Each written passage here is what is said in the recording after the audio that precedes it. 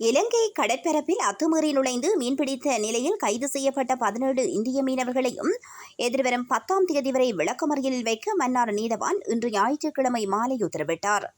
இன்று ஞாயிற்றுக்கிழமை அதிகாலை இலங்கை கடற்பரப்பில் அத்துமீறி நுழைந்து மீன்பிடித்துக் கொண்டிருந்த போது கடல் ரோந்து பணியில் ஈடுபட்ட இலங்கை கடல் படையினர் 2 இந்திய இழுவை படகுகளையும் அதிலிருந்த 17 இந்திய மீனவர்களையும் கைது செய்தனர். பின்னர் குறித்த மீனவர்களையும் இழுவை படகுகளையும் கடற்படையினர் தலைமன்னார் கடற்படையினரிடம் ஒப்படைத்தனர். தலைமன்னார் கடற்படையினர் விசாரணைகளின் பின்னர் இன்று ஞாயிற்றுக்கிழமை மாலை மன்னார் கடல் தொழில் திணைக்கள அதிகாரிகளிடம் ஒப்படைத்தனர். இதன்போது யாழ் இந்திய துணை தூதரக அதிகாரிகள் வருகை தந்து மீனவர்களுடன் கலந்துரையாடினர். கடல் தொழில் திணைக்கள அதிகாரிகள் விசாரணைகளை மேற்கொண்ட நிலையில் குறித்த 17 இந்திய மீனவர்களையும் இன்று ஞாயிற்றுக்கிழமை மாலை மன்னார் நீதவான் முன்னிலையில் ஆஜர்படுத்தினர். இதன்போது விசாரணைகளை மேற்கொண்ட மன்னார் நீதவான் குறித்த மீனவர்களை எதிர்வரும் 10ஆம் தேதி வரை விளக்கமறியலில் வைக்க உத்தரவிட்டுள்ளார்.